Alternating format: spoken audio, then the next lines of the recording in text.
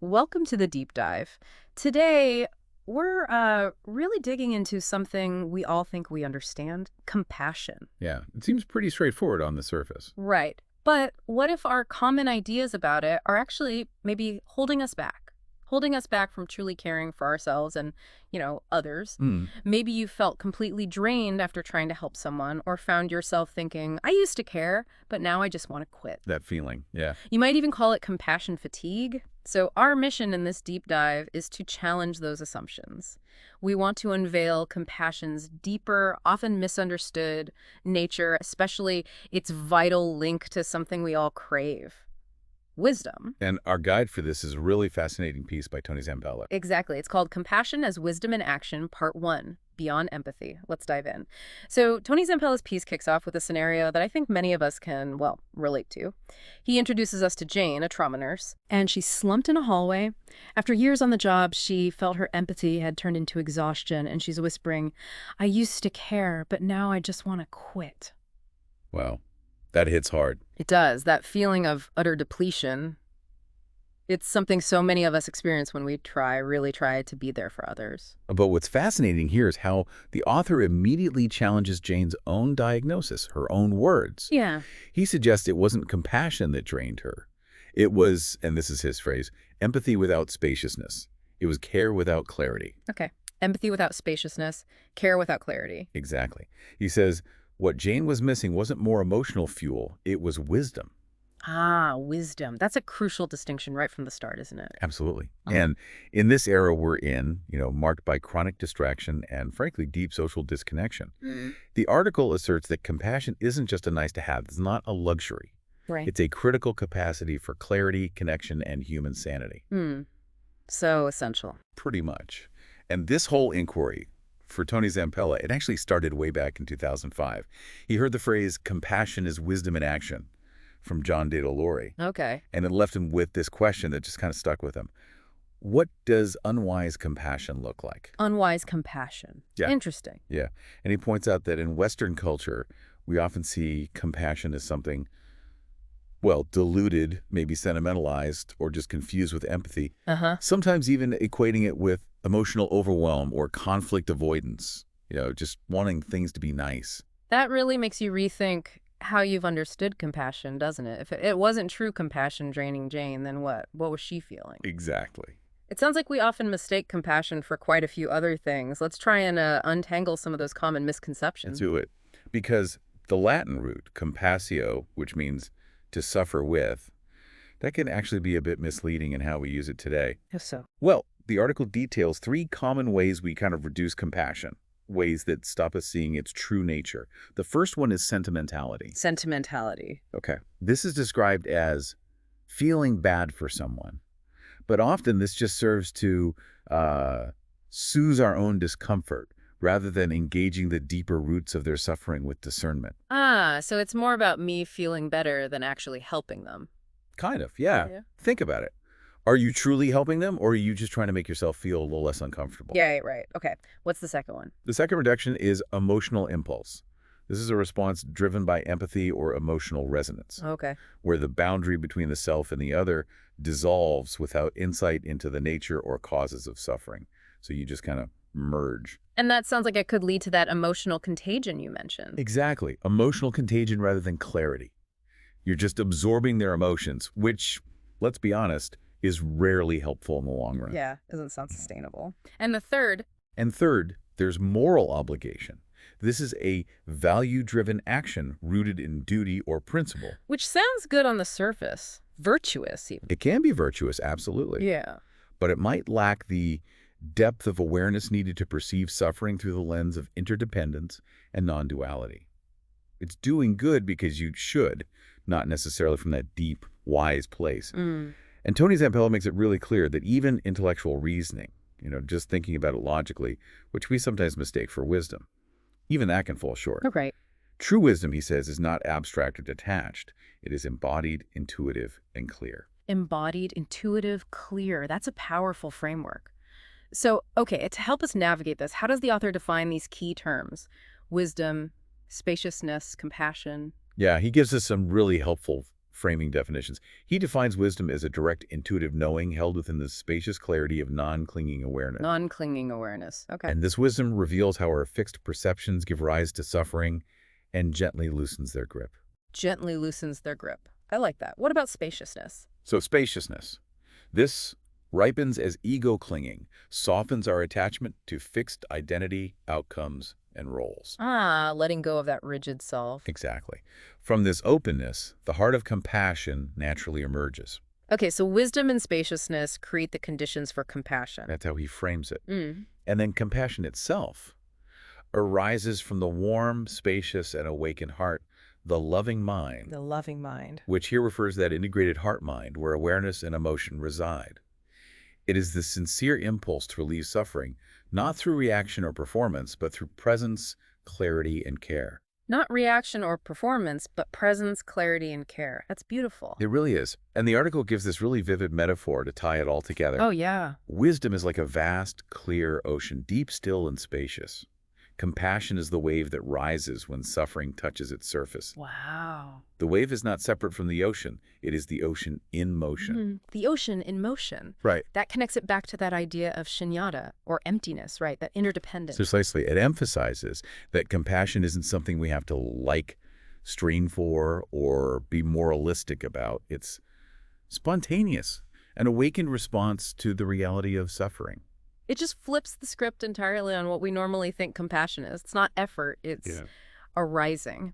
And arising from awareness. You know, for so many of us, I think empathy and compassion feel almost, well, interchangeable, like synonyms. Very common, yeah. So when this article says distinguishing them is crucial, what exactly are we missing by blurring those lines? What's I guess, the real danger of confusing these two? Well, the confusion about what compassion truly is, it often stems from how Western definitions rarely dig into its deeper source and motivation. Where does it come from? Right. Now, contemporary research identifies two main forms of empathy. There's affective empathy, Okay. which involves sympathetic concern to feel what others feel, feeling with them. Got it. And the other? And cognitive empathy. This refers to the ability to imagine another's perspective or internal state, to understand what one might be thinking, feeling, or experiencing. Putting yourself in their shoes mentally. Okay, feeling with versus understanding what they might be feeling. Exactly. Both can be valuable for connection, no doubt. But the author points out a central limitation. Which is? Empathy often centers on the self. It filters the other person's experience through our own conditioning. Ah, so it's still kind of about me, even when I'm trying to understand you. Yeah, potentially. Someone named Christine Comerford calls this the me bias. The me bias, okay. Where empathy makes us unconsciously more sympathetic toward individuals we think are similar to us. Oh, that's interesting, and probably true for a lot of us. Right. So this means empathy can actually kind of subtly, unintentionally reinforce the illusion of separation. It can be a subtle projection of the self's solidity, its preferences, biases, and unresolved wounds. So my empathy might be colored by my own stuff. Definitely. And another researcher, Veronica Tate, PhD, she notes empathy is really susceptible to in-group bias. You feel more for people like you, whereas true compassion meditation seeks to expand one's in-group to include everyone. Expand the circle of care. Exactly. And this distinction leads us to something called empathic distress. Empathic distress. That sounds like what Jane might have been feeling. Very likely. It's defined as an aversive, self-oriented response to another's suffering, often accompanied by a desire to withdraw. You feel bad, it's about you feeling bad, and you want out. Yeah. And importantly, the article notes that Western research often overlooks the self's own suffering in this whole dynamic, why it feels so bad, why it's so draining. It's often linked to our own unresolved pain. So it sounds like feeling bad for someone through empathy can literally leave you feeling bad, overwhelmed, and maybe not even really helping the other person effectively. That's the core danger, yes. Okay, to make this really concrete, Tony Zampella gives us these two powerful, contrasting examples involving nurses. Let's look at Maria's experience first. Okay, so Maria, she's a pediatric oncology nurse. Tough job. Incredibly tough. When she enters the room of a child who's in visible pain and she sees the parents in tears, her heart just aches. She imagines what it would be like if this were her own child. It immediately feels overwhelmed. Her voice starts to shake. She avoids eye contact. She just wants to escape the room. Yeah, that withdrawal instinct. Right. And later, she feels exhausted, guilty, and depleted. Textbook burnout symptoms. Totally. And the article explains that Maria is experiencing empathetic distress. Her resonance with suffering is filtered through her own emotional lens. That Mim bias again. Exactly. She's caught in dukkha, which is the Buddhist term for suffering or unsatisfactoriness, clinging to her projections and overwhelmed by the collapse of boundaries. Her intention is sincere, absolutely, but her response is reactive. It's unsustainable. Okay, so that's Maria. Now contrast that with Elena. Right. Elena, another nurse, same unit, same kinds of difficult situations. When she walks into a similar scene, she feels the heaviness in the room, but she doesn't immediately internalize it. Doesn't internalize it. Okay, key difference. Huge difference. She takes a breath, softens her body, and grounds herself. She listens fully. Presence. Total presence. She gently places a hand on the parent's shoulder and offers a calm, reassuring presence. She manages to stay steady, open, and present throughout the whole interaction. Wow. And how does she feel afterwards? She leaves with a soft ache, the article says, acknowledging the sadness, but also with clarity and peace. Clarity and peace instead of exhaustion and guilt. Exactly. And the explanation is that Lana responds with compassion. Her awareness is spacious and grounded. That spaciousness we talked about. She feels the reality of suffering, but without grasping or avoidance. Her response arises not from emotional reactivity, but from clarity, presence, and care. That's wisdom in action right there. That's the idea.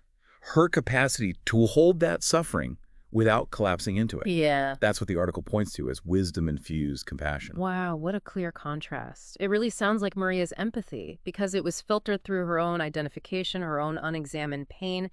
It leads directly to that overwhelming burnout. Yep. Whereas Elena's compassion, because it was grounded in that presence, that spaciousness, that wisdom, it allowed her to remain open without being consumed. Perfectly put.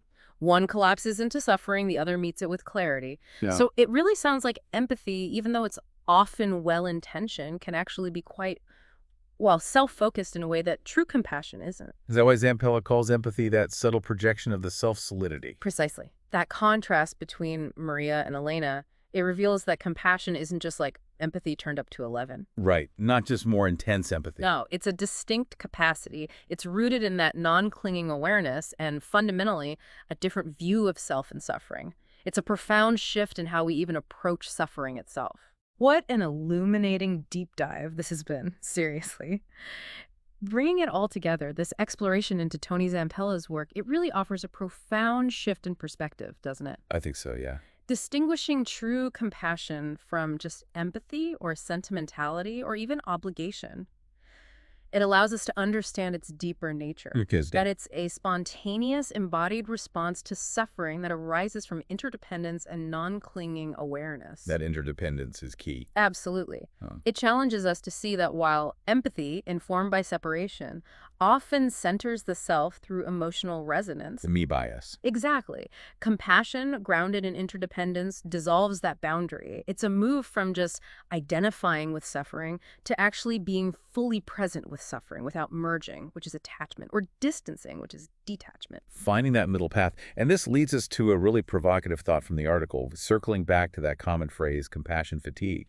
It challenges us, maybe challenges you listening, to question if what you experience as compassion fatigue is truly the cost of caring. Or, as Tony Zampella suggests, is it perhaps the consequence of empathic entanglement? Empathic entanglement. Wow, that's a powerful reframe, isn't it? It really is.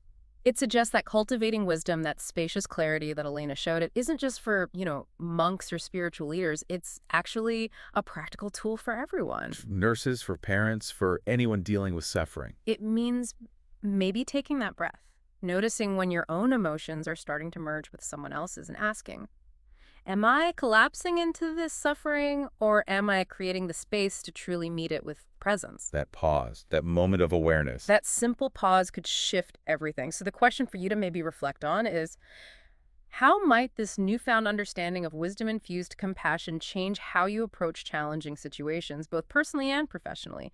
How might cultivating that spaciousness and clarity transform your capacity to care with